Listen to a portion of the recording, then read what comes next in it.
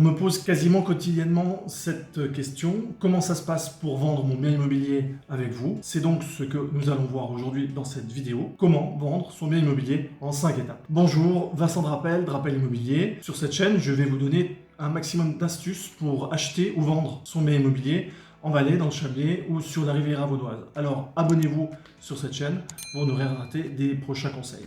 Première étape indispensable pour la vente de son bien, la fixation du prix. On va donc démarrer par une estimation, une évaluation, une taxation. On peut utiliser le terme qu'on veut. On parle d'une estimation du bien immobilier réalisée par un professionnel. Ensuite, on va présenter cette estimation aux propriétaires, aux vendeurs. On va en discuter, parfois en débattre, afin de fixer le prix juste, le prix du marché. Donc, lors d'une évaluation, si vous sollicitez une évaluation, une estimation, on devrait en principe vous donner une fourchette de prix qui doit être discutée avec le vendeur afin de fixer un prix juste, le prix du marché. La deuxième étape, la création du dossier de vente.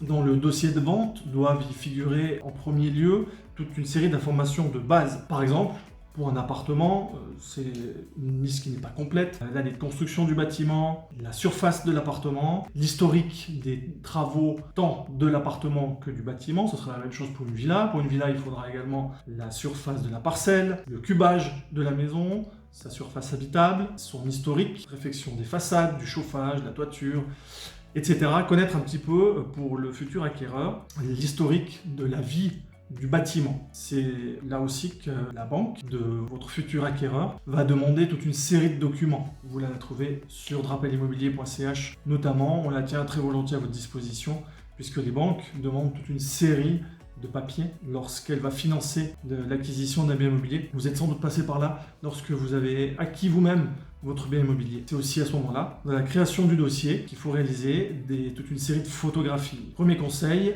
décharger, dépersonnaliser un maximum votre bien immobilier pour que les photos soient le plus claires, le plus agréables possible, tout simplement. Point 3, la commercialisation.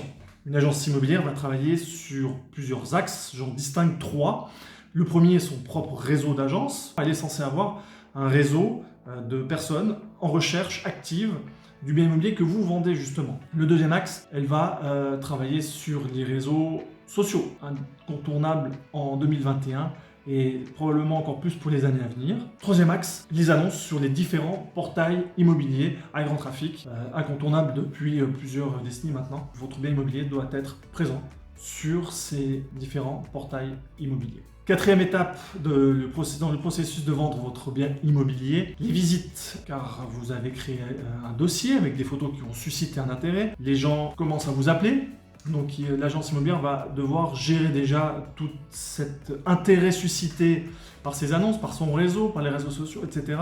Donc on va passer à l'organisation, qui n'est pas une mince affaire, et la tenue des visites. C'est évidemment là ici que tout va se jouer, puisque même les visites virtuelles ne remplaceront pas le contexte, l'environnement de votre bâtiment ou de votre maison, les odeurs, l'ambiance, le bruit, évidemment. Avec le virtuel, on peut pas encore y échapper.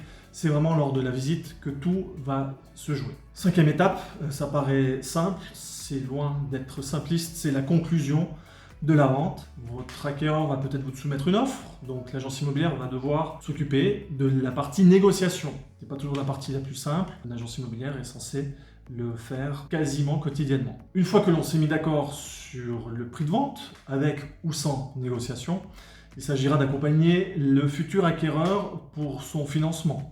Parce que être intéressé par votre maison ou votre appartement ou votre terrain, c'est bien, c'est très positif. C'est encore mieux si l'acquéreur est en mesure de pouvoir l'acquérir financièrement. Donc l'importance de l'agence immobilière de s'assurer que l'acquéreur obtienne un financement pour la vente de votre bien immobilier tout simplement. Ensuite, il sera temps de préparer différents documents pour solliciter un projet d'acte auprès du notaire et l'agent immobilier doit, ça fait partie de son travail de base, vous accompagner lors de la signature de l'acte chez le notaire. Pour ne rien rater des prochaines vidéos, abonnez-vous à ma chaîne. Vous avez aussi toujours la possibilité de me faire parvenir vos messages sur drapelimmobilier.ch. À bientôt.